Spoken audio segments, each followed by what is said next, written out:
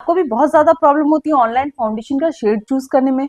मंगा तो लेते हो पर कभी डार्क आ जाता है तो कभी लाइट आ जाता है। इसकी प्रॉब्लम क्यों होती है? बिकॉज आपको अपना अंडरटोन ही नहीं पता। जब तक आप अपना अंडरटोन अच्छे से नहीं जान पाएंगे तब तक आप परफेक्ट शेड कभी भी नहीं ले पाएंगे ऑनलाइन। अगर आपने अपना अंडरटोन जान लिया तो आप कभी भी गलत शेड नहीं चूज करेंगे।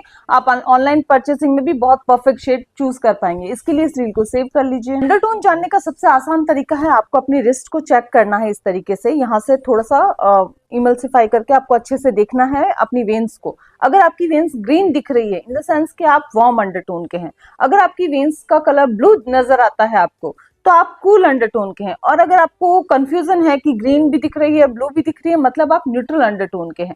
ये तीनों ही अंडरटोन अगर आपको पता चल गए अपने तो आप अपना परफेक्ट शेड बिल्कुल अच्छे से निकाल पाएंगे। भाई रिस्ट देख के भी अगर आपको पता नहीं चलता है कि मेरा अंडरटोन क्या है तो एक आसान तरीका मैं आपको और बता देती हूँ। अगर आपके ऊपर गोल्डन ज्वेलरी बहुत अच्छी लगती है मतलब आप वार्म अंडरटोन के हैं। और अगर आपके ऊपर सिल्वर ज्वेलरी बहुत अच्छी लगती है तो आप कूल अंडरटोन के हैं। और अगर आपके ऊपर गोल्डन और सिल्वर दोनों ही ज्वेलरी अच्छी लगती है तो आप न्यूट्रल अंडरटोन के हैं। अब आपको अपना अंडरटोन पता चल गया कि आप कौन से अंडरटोन के हैं, कूल, वार्म या न्यूट्रल।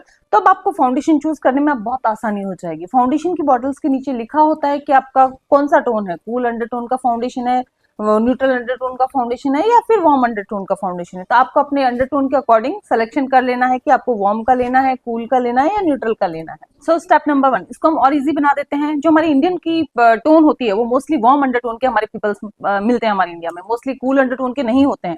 जो फॉरेन के लोग होते हैं वो कूल अंडरटोन के होते हैं। तो अब आपके पास में शेड कौन सा बचा? आप कूल अंडरटोन को तो बिल्कुल अलग ही कर दीजिए। अब आपके पास में शेड बचा है न्यूट्रल या फिर वार्म। इनमें से आपको अपना शेड का सिलेक्शन करना है। स्टेप नंबर 2 अंडरटोन जानने के बाद में आपको अपना स्किन का टोन देखना है। टोन कितने होते हैं? या तो आप फेयर टोन के होंगे या मीडियम टोन के होंगे या डस्की स्किन टोन के होंगे। तो जब भी हम फाउंडेशन चार्ट देखते हैं उसमें आपको 3 टाइप की स्किन मेंशन की जाती है, मीडियम, फेयर और डार्क। तो इसमें से अगर आप फेयर स्किन टोन के हैं तो आपको फेयर स्किन टोन के फाउंडेशन को चूज करना है। और अगर आप मीडियम स्किन टोन के हैं तो आपको मीडियम स्किन टोन का फाउंडेशन देखना है। और अगर आप डस्की स्किन टोन के हैं तो उसमें से आपको डस्की स्किन टोन का फाउंडेशन को चूज करना है। बाकी सबको साइड कर देना है। इस तरह से आप बहुत ही इजीली अपने शेड को जान पाए। स्टेप नंबर 3 अब आपने शेड तो देख लिया लेकिन अब आपको शेड में से नंबर कौन सा लेना है वो आपको चूज करना है। अगर आप फेयर स्किन टोन के हैं तो फेयर स्किन टोन के जो फाउंडेशन होंगे उनके ऊपर लिखा होगा आइवरी या फिर लिखा होगा फेयर आइवरी। तो उस शेड में आपको जाना है अगर आपका स्किन टोन फेयर। अगर आप मीडियम स्किन टोन के हैं तो आपके जो फाउंडेशन शेड होंगे उसके ऊपर लिखा होगा medium, medium beige, beige, honey. इस टाइप के जो शेड्स होंगे वो आपको लेने हैं। वो आपके मीडियम स्किन टोन पे बहुत अच्छे जाएंगे। और आपकी स्किन टोन अगर डीप है तो डीप के लिए जो हमारे फाउंडेशन शेड होंगे वो होंगे कॉफी,